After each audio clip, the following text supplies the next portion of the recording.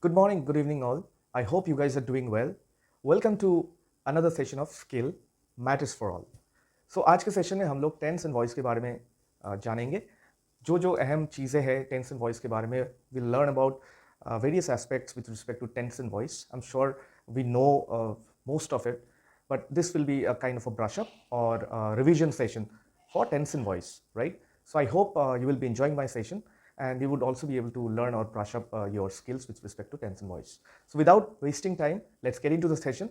But before that, it's a kind request to all of you to subscribe to my channel and also do like and share my videos, right? So ये आप सभी से एक request है कि आप अगर मेरा सेशंस या फिर मेरा वीडियोस आपको अच्छा लगे तो ये चैनल को सब्सक्राइब कीजिए और उसके साथ वीडियोस को लाइक और शेयर भी कीजिए. Thank you. So without wasting much time, let us start with tense and voice. Now you must be wondering why tense and voice? Why we need to learn these two together? See, tense or voice, they both go hand in hand. Why? Because when you are talking about speaking in English, जब English में बात करने की जो process है उसके बारे में जब बात करोगे तो उस time you must have seen that there are times when you got stuck. You at times you get stuck and you don't find the right word at the right time, or you don't understand what to say, or you might wonder about the sentence construction, what exactly should be the construct, how to proceed with the idea. So there might be multiple scenarios. So इस time पे आप अगर passive voice का इस्तेमाल करोगे तो आपको उससे मदद मिल सकता है और आपका fluency जो है वो एकदम hamper नहीं होगा. वो कैसे होगा? वो जब हम लोग इसके साथ और आगे बढ़ेंगे, जब हम लोग प्रैक्टिस सेशंस में जाएंगे उस टाइम हम लोग जरूर समझेंगे. या फिर if you start applying this logic, then in your real life also, at real time scenario, you would understand why I'm saying this. So but let's talk about the tense and voice quickly and understand this is very important. This is the base of your speaking power, speaking abilities, or writing abilities, whatever you say. This is a baseline, and I'm going to do it pretty fast, and I will come up with I'm going to show the method in which I have myself learned, right? So I'm sure this is going to be helpful, right? Now tense and voice सीखने से पहले जो हम लोग को देखना पड़ेगा वो ये है कि ये एक सेंटेंस कैसे बनता है.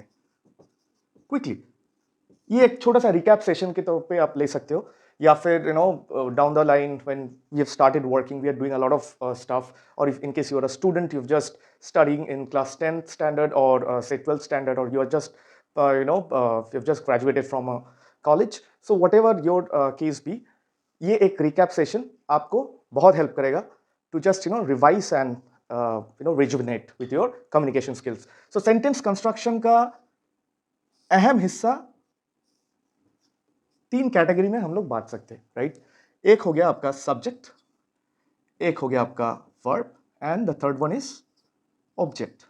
नाउ इन तीनों में से सबसे इंपॉर्टेंट चीज क्या है? Can anyone tell you? Anybody has any answer to this? Which one is the most important part out of these three segments that a sentence can have? Well, the answer is verb. Now why I'm saying this, let's take a very easy example, right? For example, I go home, right? Now I go home, if you just remove this I, go home can be meaningful, right? If you just remove this home, I go, that is also meaningful. If you remove both, go, then the word go remains, right? Now go, if you say somebody जाओ, तो वो भी तो एक sentence हो सकता है ना, वो मीनिंग तो एक देता है. लेकिन अगर आप सेपरेटली होम या फिर आई इन दोनों को देखोगे, अगर बोलोगे तो उसका कोई मतलब नहीं बनेगा. They will remain mere words, nothing else, right? So सबसे इंपॉर्टेंट चीज है ये आपका वर्ब. सो वर्ब को लेके वर्ब के जो सेगमेंट्स है या फिर जो इंपॉर्टेंट पार्ट्स है इसके बारे में हम बाद में बात करेंगे. आज जल्दी से टेंस को खत्म करते हैं. तो let's talk about the categories of tense. How many categories of tense are there? We are all aware, I am sure there are 3 categories. एक हो गया आपका प्रेजेंट, एक हो गया आपका पास्ट, और एक होगा आपका future. Now I'm not sure how many of you know, but this future tense is also considered to be a part of the present tense only, because we think about the future standing at the present, right? So future and present, they are integrally connected, okay? Now let's talk about present tense first. ये voice change का part कैसे आएगा वो हम आपको बताएंगे। तो present tense का भी सेगमेंट है अलग अलग। तो आज जो सेशन है इसमें हम वही चीज़ों के बारे में जानेंगे जो आपको मदद करेगा, मतलब आपका राइटिंग हो या फिर स्पीकिंग एबिलिटीज इंग्लिश में, उसमें आपको हेल्प करेगा। जो टेंस या जो भाग आपको actually in real time scenarios will help you, उसके बारे में हम इसमें इस वीडियो में बात करेंगे। जैसे हम लोग ग्रामर बुक में पढ़े हैं या फिर हम लोग स्कूल में जो पढ़े हैं, सब कुछ जो जिन चीज़ों का कोई मतलब नहीं है या फिर जो हम लोग इस्तेमाल नहीं करते हैं, उसके बारे में इसमें हम बात नहीं करेंगे। So will only be talking about the things which are relevant to us, right. So present tense का चार भाग है। एक हो गया आपका simple present tense, then present continuous, और इसको प्रोग्रेसिव भी बोला जाता है। सो प्रेजेंट कंटिन्यूअस या फिर progressive, right. Then present perfect and then perfect continuous. तो ये हम लोग ये चार जो सेगमेंट्स है इसमें से simple present, present continuous, present perfect, इन तीनों को हम लोग ज्यादा इस्तेमाल करते हैं। So we use this three parts most. Perfect continuous at times we use, so that depends on the requirement, right? So I won't say this is not used at all, but yes, these three are more used compared to this one, right? So quickly talk about the simple formulas, right? Let's talk about the simple present tense. I'll just show you in a way. So for example, we are talking about the present tense.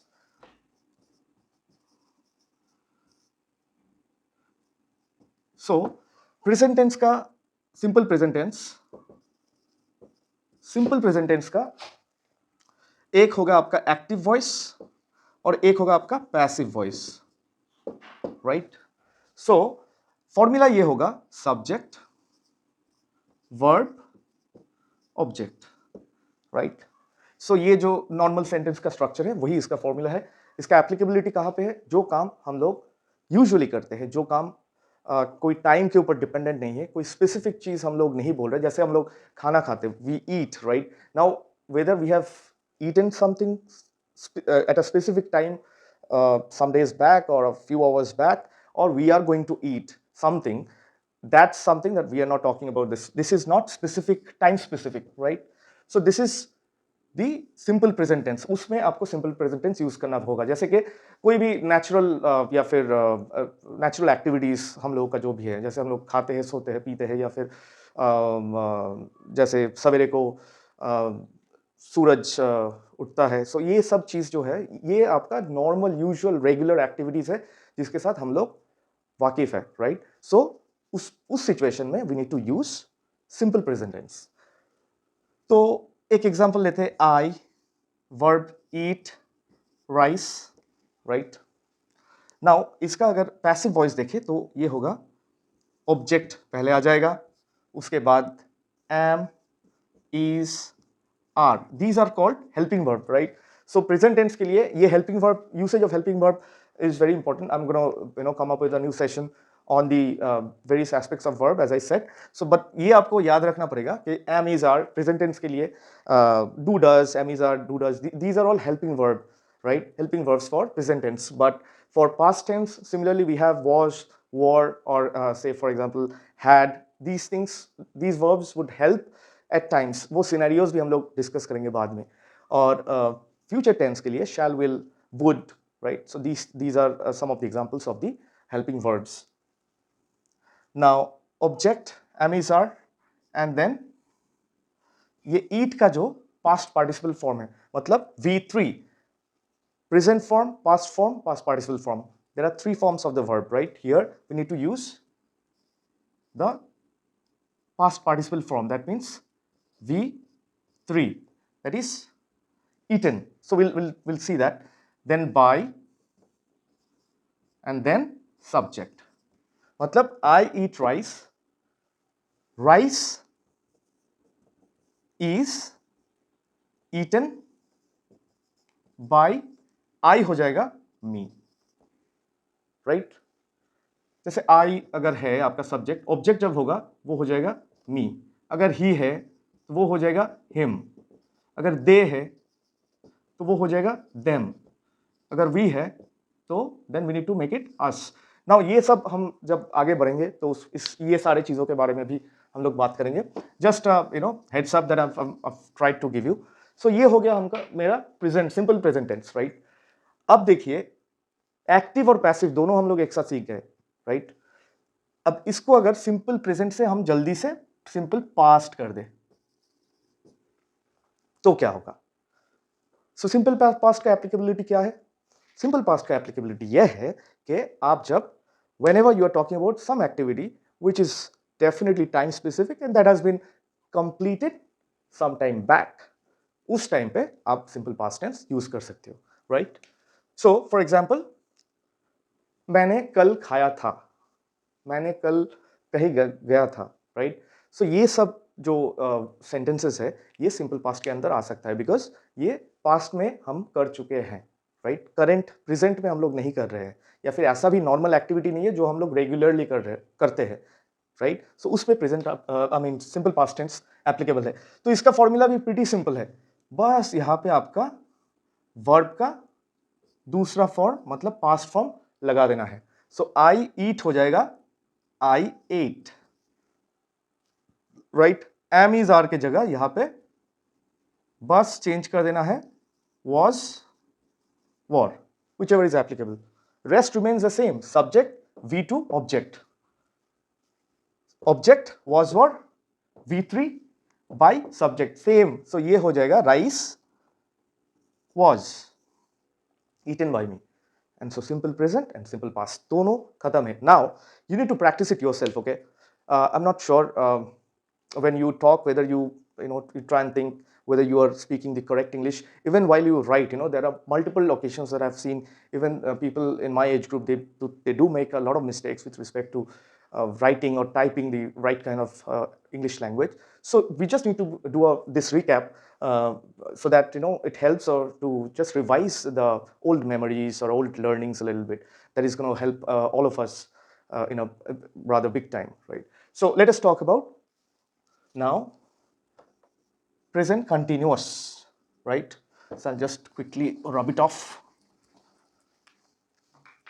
So present continuous, present continuous or progressive, whichever you call. So ये क्या है? Simple present tense में ये continuous जो है ये तब applicable है जब आप ये करते हो, आप जब कोई काम अभी कर रहे हो, मतलब you are doing some activity now, right. और पास्ट टेंस में क्या होता है? कोई काम आप एक स्पेसिफिक टाइम में कर रहे थे, उस सिनेरियो के बारे में जब बात करोगे तो उस टाइम पास्ट कंटिन्यूअस होगा। उसके बारे में बात करेंगे बाद में, पहले प्रेजेंट कंटिन्यूअस मतलब जो काम अभी कर रहे हैं, जैसे हम अभी खा रहे हैं या फिर हम अभी आपको कुछ एक वीडियो बना रहे हैं, right. I am teaching now, so that would be present continuous. Right now I am doing it, so it will not be a simple present tense because simple present tense हम पढ़ाते हैं, हम video बनाते हैं, normal ये हम कभी कभार कर लेते हैं, उस टाइम सिंपल प्रेजेंट टेंस होगा। लेकिन अभी हम वीडियो बना रहे हैं तो ये कंटिन्यूअस होगा। ये एप्लीकेबिलिटी आपको दिमाग में रखना पड़ेगा। So for example let us go with the same example that we had. So subject am is are, यहाँ पे ये helping verbs would be required, then verb के साथ ing ऐड होगा and then object. So I के साथ am is applicable, so am verb same रखेंगे हम लोग, ईट और ing ऐड हुआ and rice, right. So I am verb plus ing eating rice, rice is the object, right? Eating what? Object means the purpose of the verb. This is the main verb, this is the this is the helping verb. Now eating is the activity that I'm doing and the purpose of the activity is eating what? Rice. Now let's talk about the passive one. How to make it passive? Similar format में आपका पहले आपका आ जाएगा object, then am is are, ये आ गया, उसके साथ add होगा being, फिर verb का थर्ड फॉर्म और देन आपका आएगा by and subject, right? So object आ गया पहले, that means rice, राइस के साथ इज होगा, सो इज। V3 वर्ब है ईट, हम लोग ing ऐड किए थे, सो ईटन। देन होगा बाय एंड देन आई हो जाएगा me. So rice, sorry this being we missed, so rice is being eaten by me. So object है राइस, एम इज आर में से इज हम लोग लेंगे, बीइंग ऑटोमेटिकली आएगा पैसिव वॉइस में। कोई भी प्रोग्रेसिव टेंस के बारे में बात करोगे तो उसमें बीइंग 100% रहेगा। Being V3 eat at eaten by I हो जाएगा me, and the present progressive tense is sorted, right? You just need to apply it while you talk or you write. You need to apply it. Without applying, you won't be able to remember it properly, right? It's pretty simple, pretty simple. Just get the logic clear. Now past tense अगर इसको हम past कर दें, मतलब कोई काम आप जब परसों या फिर उससे पहले जब कोई काम किए हो तो उसको आप ये पास्ट कंटिन्यूअस के तौर पे आप you can use it, right? So subject ये एम इज आर हो जाएगा was were, verb plus ing, rest remains as it is. Subject was were, we verb plus ing and object. That means I am हो जाएगा was eating rice, I was eating rice. And ये जब passive में जब आएगा तो ये हो जाएगा आपका ऑब्जेक्ट, ये एम इज आर की जगह बस was were, और कोई चेंज नहीं है, no changes at all. So it would be rice is के जगह हो जाएगा was, rice was being eaten by me, and the past progressive tense is also taken care of, right? So क्या क्या सीखा हमने? एक तो सिंपल प्रेजेंट टेंस कब कब होता है, simple present tense and simple past tense, active और पैसिव वॉइस दोनों, उसके साथ present progressive and past progressive, active and passive voice both, right? So ये दो टेंस आज के सेशन में हम लोग यही करेंगे, यही अभी तक जो हमने सीखा या फिर जो भी जाना वो चीज़ ट्राई करेंगे अप्लाई करने के लिए, right? So whenever you are getting some time, if you think you need little brush up, you can try this methods, but do it all together, active and passive voice both, right? In the next session I'm going to carry on with the present perfect and perfect continuous alongside past perfect tense and future, right? So those will be covering in the next session. I'm sure you enjoyed this learning session of yours, right? And stay connected and keep watching, and do subscribe if you like my session. And so thank you so much. So skill matters for all. Thank you.